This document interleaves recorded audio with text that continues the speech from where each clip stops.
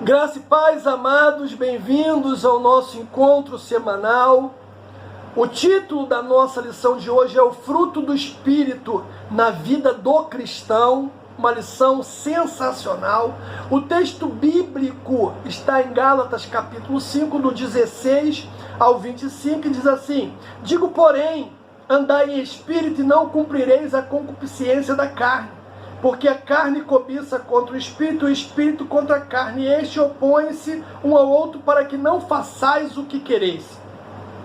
Mas se sois guiado pelo Espírito, não estais debaixo da lei. Porque as obras da carne são manifestas, quais são? Prostituição, impureza, lascívia, idolatria, feitiçaria, inimizades, porfias, emulações, iras, pelejas, dissensões, heresias, inveja, homicídio, bebedice, glutonaria e coisas semelhantes a estas, acerca das quais vos declaro, como já antes vos disse, que os que cometem tais coisas não herdarão o reino de Deus. Mas o fruto do Espírito é amor, gozo, paz, longanimidade, benignidade, bondade, fé, mansidão e temperança. Contra essas coisas não há lei. E os que são de Cristo crucificaram a carne com as suas paixões e concupiscência. Se vivemos no Espírito, andemos também no Espírito. Palavra do Senhor. Queridos, temos 3 objetivos para a lição de hoje. Primeiro é buscar no Espírito Santo desenvolver o caráter de Cristo. Segundo é exercer o fruto do Espírito Santo em todos os momentos. E terceiro e último objetivo nosso é entender que a frutificação é consequência de uma vida de relacionamento com Cristo. Pois bem, à medida que um cristão vai enchendo-se do Espírito Santo, o fruto do Espírito vai sendo produzido na sua vida. E ele é progressivamente transformado à imagem de Cristo. Certamente, irmãos, tornar-se semelhante a Cristo é um processo contínuo, um exercício diário. Todos os dias somos chamados a despir-nos do velho hábito e assumir a condição de filhos de Deus. Tendo Jesus, é claro, como nosso modelo, como nosso exemplo maior. Contudo, não podemos fazer isso pelo próprio poder, ou seja, pelo nosso próprio esforço. Dependemos, queridos, única e exclusivamente do Espírito Santo para alcançar este propósito. Aliás, essa é a obra dele em nós. Uma vez que estejamos cheios do Espírito Santo, teremos agregadas à nossa pessoa características do Filho de Deus. Isso nos identificará como autênticos cristãos, convertidos ao Evangelho, e poderemos dessa forma ajudar outras pessoas a terem um encontro com Cristo. Precisamos ser cheios do Espírito Santo para testemunhar e servir. Isso nos impelirá a buscar permanentemente esse revestimento de poder para vencer o mal, cumprir o nosso chamado com eficácia e também alcançar a maior de todas as promessas. Sabe que promessa é essa? A vida eterna. Ah, meu irmão, hoje nós vamos falar sobre o fruto do Espírito Santo descrito pelo apóstolo Paulo aos irmãos de Gálatas em 3 dimensões. Isso aqui que é bacana. Primeiro, em nosso relacionamento com Deus. Segundo, em nosso relacionamento com o próximo. E terceiro, em nosso relacionamento com nós mesmos. A intenção é entender um pouco, como essas características ou essa característica do Espírito Santo podem se evidenciar na vida de um cristão. Então, a primeira dimensão do Espírito, ele vai falar que é do nosso relacionamento com Deus. Então, veja você, nós, para nos relacionarmos com Deus, nós precisamos do fruto do Espírito. A frutificação é o resultado natural de uma vida que está em Cristo pela fé. Sobretudo, amados, se colocarmos em destaque as palavras de Jesus. Você vai lembrar aí perfeitamente, a analogia que faz do fruto em seu ensino sobre a videira, as varas e a boa colheita. É João 15, do 1 ao 5. Eu sou a videira e meu pai é o lavrador. Toda a vara em mim que não dá fruto, tira.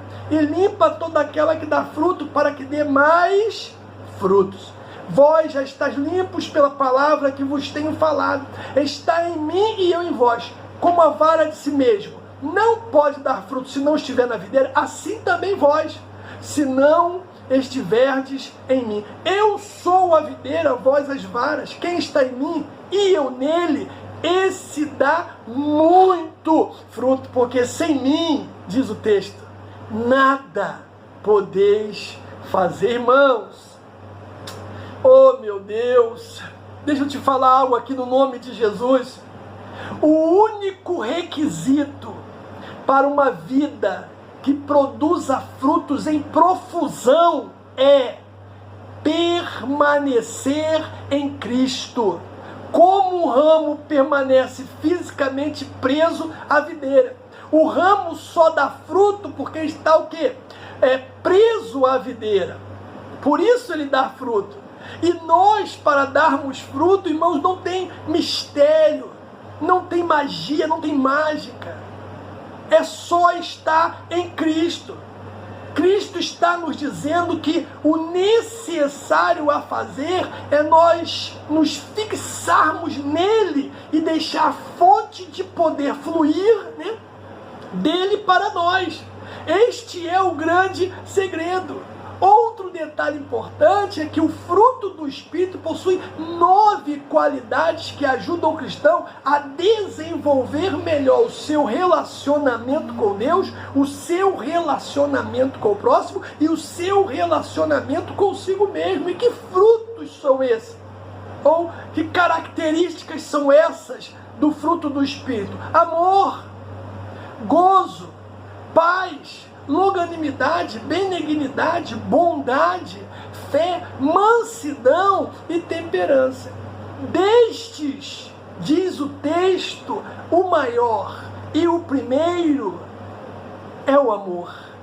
Então, nós vamos começar falando sobre o amor. O amor, ou a caridade, é a primeira e principal virtude observada no fruto do Espírito. É inevitável que o amor fique no início da lista, amados. Sabe por quê?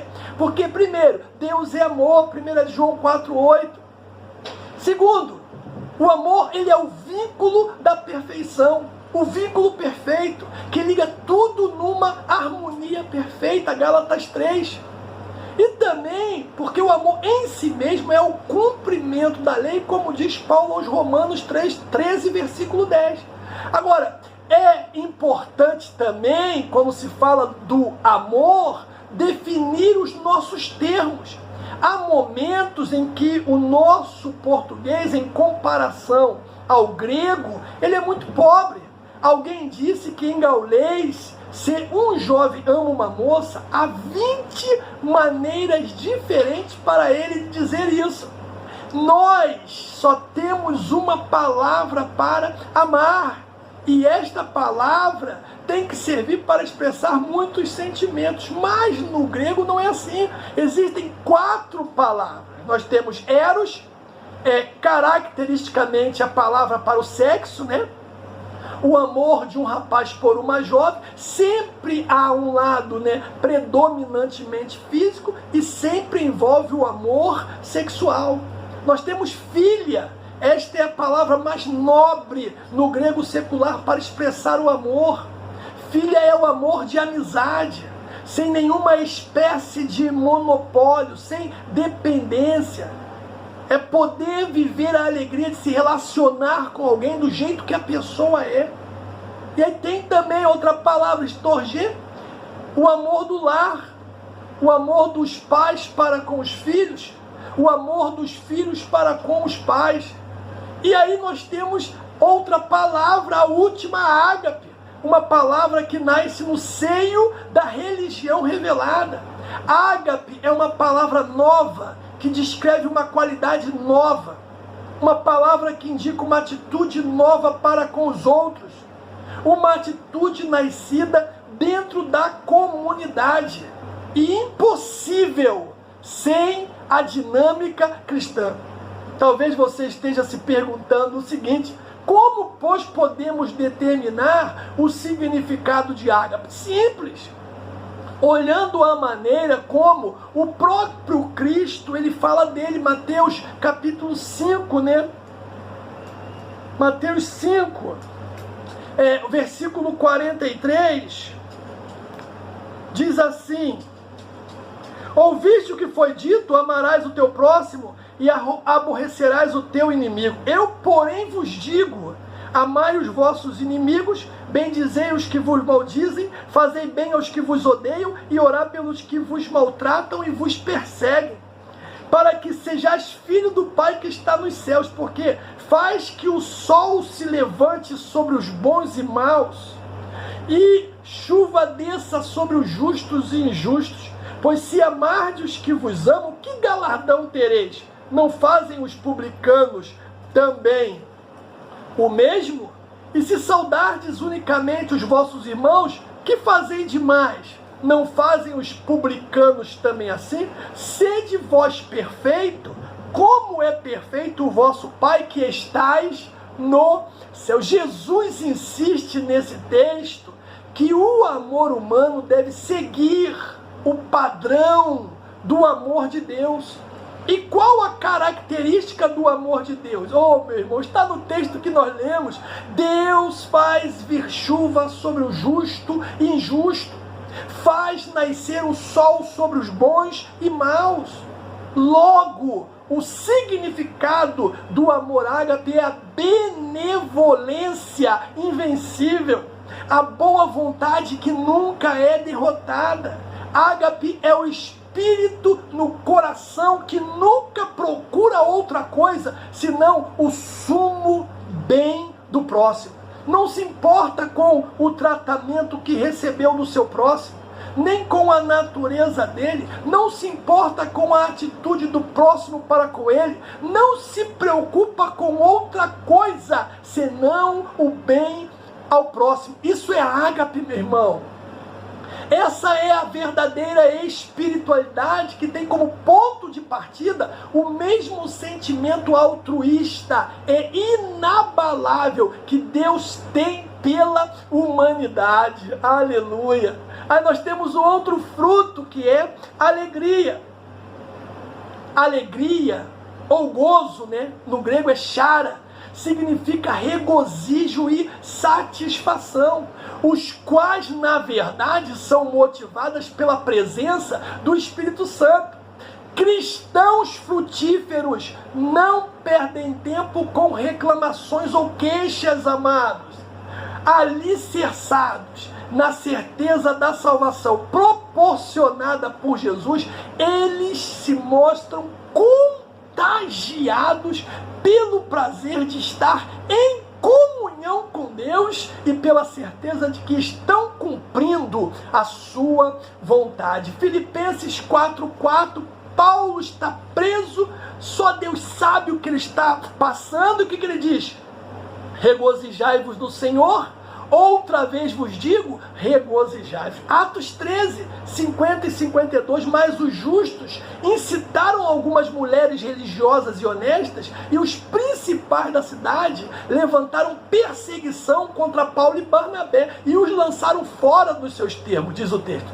Sacudindo, porém, contra eles o pó dos seus pés, partiram para Icônio.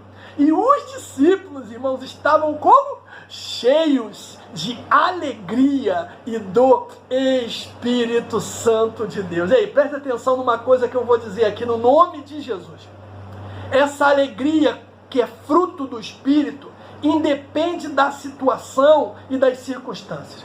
Não é aquela alegria, né, que o homem tem por ter o saldo positivo, né, no banco, por ter dinheiro, por ter uma vida muito boa. Não é isso não. Também não é aquela alegria por estar saudável, não é isso não. Abacuque disse, ainda que a figueira não floresça, nem haja fruto na vide, o produto da oliveira minta, as malhadas sejam arrebatadas, as vacas fujam dos currais, ainda assim eu me alegrarei e exultarei o Deus da minha salvação. É uma alegria que vem do coração de Deus para o nosso coração, irmãos. Então, independe da circunstância. Estamos vivendo um tempo difícil agora, né? Esses dias têm sido uns dias assim turbulentos. Ei, mas independente de tudo que está acontecendo, nós nos alegramos no Senhor. Aí tem outro fruto que é a paz. O termo grego é eirene, significa concórdia, harmonia, reconciliação. Esse aspecto do fruto do Espírito também independe da situação da vida terrena. Quem diz isso é João 14, 27. Devemos tanto viver em paz como promover a paz, porque nós somos, irmãos, uma comunidade reconciliada com Deus e de relacionamentos pacíficos. 2 Coríntios 13, 11. Quanto ao mais, irmãos, regozijai-vos, sede perfeitos, sede consolados, sede de um mesmo parecer, vivei em paz, e o Deus de amor e paz será convosco. Glória a Deus e aleluia. Então, quando a igreja cumpre a sua missão evangelizadora, concorre para que as pessoas tenham paz, pois em Cristo Deus reconcilia o mundo consigo mesmo, perdoando-lhes os pecados e guardando-lhes o coração e os pensamentos, como diz Filipenses 4, versículo 7. Então veja, o amor, a alegria e a paz são os três primeiros frutos do Espírito citado em Gálatas. A nossa, irmãos, a nossa permanência em Cristo deve produzir amor, alegria e paz em nosso coração. Uma vez que amamos, guardamos os seus mandamentos. E quando guardamos os seus mandamentos, permanecemos em seu amor e experimentamos esse amor de uma forma, irmãos, muito mais profunda. Aí nós temos o outro ponto da lição que fala do nosso relacionamento com o próximo. Então veja que nós também precisamos do fruto do Espírito para se relacionar com os nossos irmãos, com o próximo. Uma das melhores formas para demonstrar que possuímos o Espírito Santo é o nosso relacionamento com o próximo, amados. Ao lidar com alguém, é importante que sejamos o quê? Longânimes, benignos, bondosos. O fruto do Espírito são características desenvolvidas no caráter cristão por intermédio da presença e da ação do Espírito Santo em nossas vidas. Esses atributos não nascem naturalmente do espírito humano. É necessário possuir o Espírito de Cristo e viver em santidade e obediência ao Senhor, como Paulo fala aos Romanos 8, versículo 9. Aí nós temos o outro fruto, que é longanimidade. É a capacidade de manter o ânimo, ter paciência em relação às promessas de Deus e paciência em relação ao próximo. O termo no grego é macrotúmia, expressa uma atitude com pessoas e eventos. É nunca perder a paciência com as pessoas, por pouco razoável que elas sejam, e de nunca perder as esperanças com relação a elas, por menos agradáveis e dóceis que elas sejam.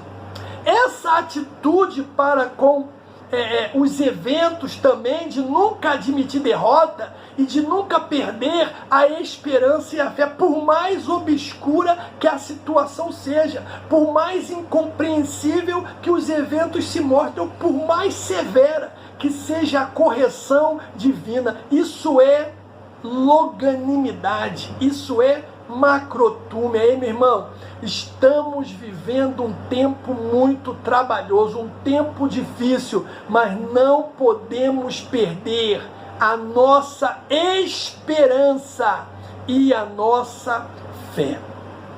Aleluia. Aí tem outro fruto que é a benignidade. A benignidade traz consigo a ideia de gentileza, amorosidade, carinho, como Paulo fala quando escreve a segunda carta aos Coríntios, capítulo 6, versículo 6. Devemos ser pessoas benignas, desejosas de ajudar, nunca rudes, grosseiras. Nosso exemplo maior continua sendo o próprio Deus, que nos trata com grande amor e carinho, amados.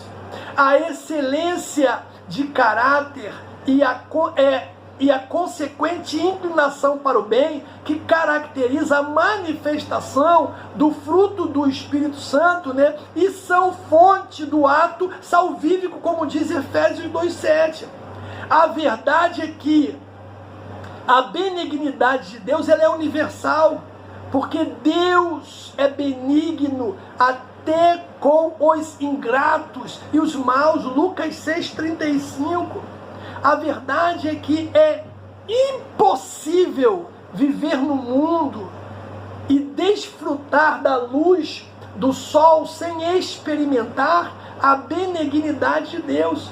Não há homem que não tenha dívida para com esta benignidade, porque ela, na verdade, é outorgada de modo universal, não em conformidade com o merecimento dos homens, mas segundo a liberalidade de Deus em dar. A benignidade tem o poder salvífico, porque perdoa os pecados do passado e que, mediante o Espírito Santo, fortalece os homens para a benignidade futura. Veja, não somente perdoa o pecador, mas transforma o pecador num homem bom.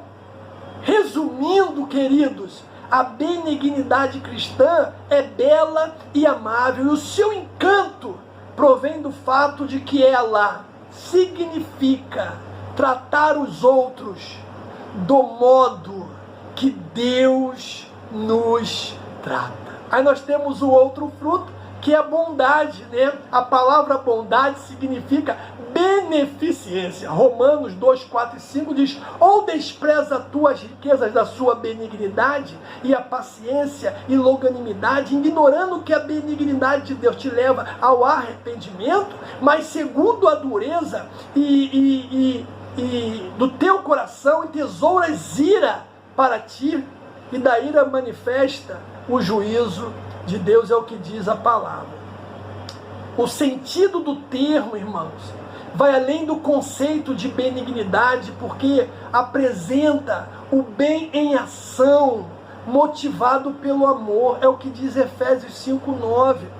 No ato da salvação, a bondade de Deus se manifesta objetivamente na entrega do seu Filho para morrer na cruz e em todas as obras que este realizou. Tito 3, 4 e 6. Mas quando apareceu a benignidade, o amor de Deus, nosso Salvador, para com os homens, não pelas obras de justiça que houvéssemos feitos, mas segundo a sua misericórdia, nos salvou pela lavagem da regeneração e da renovação do Espírito Santo. Aí continua, né, que abundantemente ele derramou sobre nós por Jesus Cristo, nosso Salvador. Então veja que em nosso relacionamento com o próximo, a bondade nos motiva a tratar o outro de maneira compassiva, de maneira amorosa. A bondade é uma qualidade a qual todos nós cristãos deveríamos ter, e através dela que passamos, né, a acreditar nas pessoas. Quem é bom tem alma nobre e generosa. Aí nós temos o terceiro ponto da nossa lição, que fala do nosso relacionamento com nós mesmos. Então veja você que até para se relacionar com nós, com a gente, nós precisamos do Espírito Santo. E aqui é assim, precisamos admitir que não é fácil frutificar espiritualmente, porque todos os dias, irmãos, todos os dias travamos uma batalha em nosso interior, onde os desejos pecaminosos da carne vivem em conflito com os propósitos espirituais de Deus. Quem fala isso é Gálatas 5,17, porque a carne cobiça contra o espírito, e o espírito contra a carne, e este opõe-se um ao outro para que não façais o que quereis. Olha que detalhe bacana, o contraste aqui não é entre a carne e o espírito humano, mas entre a vida que serve à carne, isto é, a natureza humana, e a vida guiada pelo Espírito Santo de Deus. Aqui vemos, né, o nítido contraste entre a carne e o espírito. Não é um conflito entre corpo e alma, mas entre o velho homem, que é guiado pela natureza humana degenerada, e o novo homem, cheio do Espírito Santo de Deus. Ei! No nome de Jesus, preste atenção, carne e espírito estão em conflito irreconciliável. Nossa natureza caída resiste ao domínio do Espírito Santo e procura o quê? Dominá-lo. Essa é a nossa batalha diária. E para essa batalha, nós precisamos de quê? Primeiro, de fé, meu irmão. O termo fé, né, ou fidelidade, significa o quê? Confiança e certeza. Mateus 10, 28 e 30, que diz: e não temais o que mata o corpo, e não podem matar a alma. Temei antes aquele que pode fazer perecer no inferno a alma e o corpo. Não se vendem 2 passarinhos por 1 cêntimo, e nenhum deles cairá na terra sem a vontade de Deus. Até mesmo os cabelos da vossa cabeça estão todos contados. Na Bíblia, Deus se revela como aquele que se pode confiar plenamente, meu irmão. O Senhor demonstra total integridade em tudo que revela e promete. Por meio da fé, conseguimos alcançar promessas e suportar as dificuldades que tentam nos fazer parar. Hebreus 10, 23, retenhamos firmes a confissão da nossa esperança, porque fiel é aquele que prometeu, meu amado. Existe aí um ditado popular que diz que a esperança é a última que morre. No meu caso e no seu caso, esse dito popular tem que ser: a esperança nunca morre. Sabe por quê? Porque a nossa esperança está em Deus, como diz o salmista no Salmo 146, versículo 5, meu irmão. Bem-aventurado aquele que teme ao Deus de Jacó por seu auxílio, e cuja esperança está posta no Senhor, seu Deus. Um dos motivos para mudarmos o dito popular é que Jesus é a nossa esperança. E sendo Ele, Jesus, a nossa esperança, amados, temos que lembrar que Ele foi capaz de vencer a morte, viver e reinar eternamente. Amados do Senhor, ao longo, da nossa vida, nos deparamos com muitos obstáculos, com muitas lutas, muitas dificuldades. Lutas essas que às vezes nos fazem perder alguns sentidos. E gera mesmo, irmãos, de verdade, dentro de nós, algumas dúvidas, entre elas a do olhar do Senhor sobre a nossa vida. Deixa eu te dizer algo. Ei, escute aqui no nome de Jesus. Quero te dizer que uma das certezas que temos em nossa vida é de que Deus nunca vai nos deixar sozinhos e que o seu poderoso olhar está sim sobre nós todos os dias. Como diz o Salmo 33, 18 a 22, eis que os olhos do Senhor estão sobre os que temem, sobre os que firmam toda a esperança em sua misericórdia.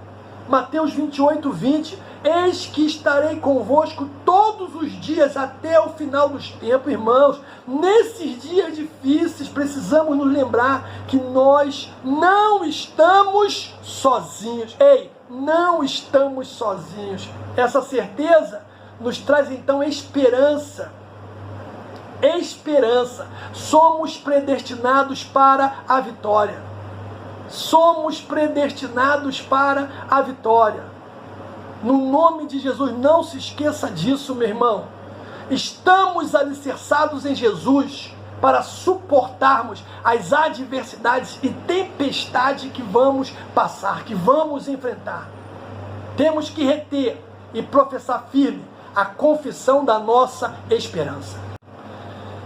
É a palavra de Ruth para Noemi, Ruth 1,6. O que Ruth disse? Ela falou, o seu Deus é o meu Deus. Aí está o segredo de Ruth, irmãos. Ela não depositou a sua fé, a sua esperança em Noemi, mas sim no Deus que Noemi conhecia muito bem. Ei, como está a sua fé? Nesse momento aí que nós estamos atravessando, né, um momento difícil, é um momento oportuno, irmãos, para exercitarmos a nossa fé. Exercite a sua fé, confie mais no seu Senhor. Aí nós temos o outro fruto, que é a mansidão. A palavra mansidão significa a capacidade de não reagir com violência diante da afronta. É resignação, é dar a outra face. Manso é aquele que já descobriu que, como um discípulo de Jesus, não precisa defender-se daquilo que os homens ou o mundo joga contra eles, porque eles já estão satisfeitos em permitir que Deus o defenda. Já não precisa lutar para defender o seu eu, porque o eu já está crucificado com Cristo. O trono do seu coração não é mais ocupado pelo eu. Nele está entronizado nosso Jesus. Ele já desfruta de paz e segurança que tem naquele que é o justo juiz. Ele não deixa mais a sua alma no comando das suas reações, pois é espiritualmente forte. Sabe que precisa estar vendo o que Deus vê e não o que as pessoas veem. Ah, querido, a mansidão não é uma qualidade natural nossa, nem uma disposição que recebemos de berço. A disposição humana, aquela que nos vem de berço, é sempre rebelião. Mansidão só vem a nós como uma operação do Espírito Santo do Senhor. Mansidão é compatível com força de caráter. Mansidão é força sob controle. Olha, os mártires foram fortes, mas foram mansos. E por que não lembrar de Estevão? No momento que estava sendo apedrejado, irmão, que mansidão! O manso, escute isso, não faz exigências quanto à posição, a cargo de liderança, privilégios, posses, distinções, não. Sabe por quê? Porque ele tem o mesmo sentimento que houve em Cristo Jesus. No mundo moderno, né, em toda parte, nós vemos exigências sobre direitos humanos, né, direito da mulher, direito da criança, direito do adolescente, direito do ancião. Meu Deus do céu! E o engraçado é quando nós estamos conversando, né, num local onde tem bastante pessoas e que nós falamos do nosso direito, tudo para, né? O silêncio é absoluto e sempre alguém diz quais são mesmo os nossos direitos. Ei, deixa eu te dizer uma coisa no nome de Jesus. Só Deus tem direito. E é verdade. Diante de Deus, que direito nós temos? Hein? Que direito? Eu creio que o homem tem somente um direito diante de Deus. Sabe qual é? Não ter direito algum, apenas obedecê-lo. A mansidão é um atributo que trabalha junto ao próximo. Quando deixamos de agir com o outro da mesma maneira que ele nos tratou, ele se encontra, na verdade, na categoria do relacionamento com a gente mesmo, porque independente do estímulo que recebemos de alguém, provocação, ofensa, traição, devemos manter o controle do que vamos falar ou do que vamos fazer quando formos incitados. Eu me lembro que fui convidado para uma reunião e quando eu cheguei, automaticamente eu percebi, irmãos, o laço do diabo. E quando eu me sentei, um querido, ele disse assim: não, porque você está brigando com o outro. Cara, eu nunca briguei com ninguém, irmão, acredita? Mas como eu percebi que aquilo era uma estratégia do diabo, eu levantei minha mão e falei: olha só, eu sou culpado. Eu sou o culpado. Aí acabou a situação, amansou ali os ânimos, né? A coisa, a pressão diminuiu e eles ficaram com a razão, eu fiquei com a minha paz e tudo está bem até hoje, graças a Deus por isso. É mansidão. Aí nós temos outro fruto que é a temperança, irmãos. O termo temperança significa domínio próprio, autodisciplina, autocontrole. Paulo fala isso, primeira carta aos Coríntios 9, 25.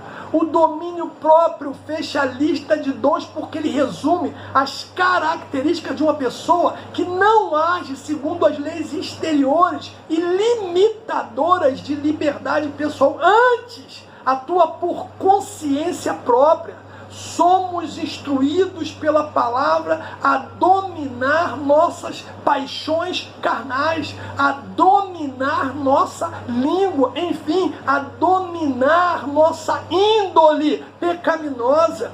O Espírito Santo glorifica Jesus reproduzindo o seu caráter em nós. Ele o faz, irmão, de 3 maneiras. Primeiro, levando os cristãos a vencerem a si mesmos e ao pecado.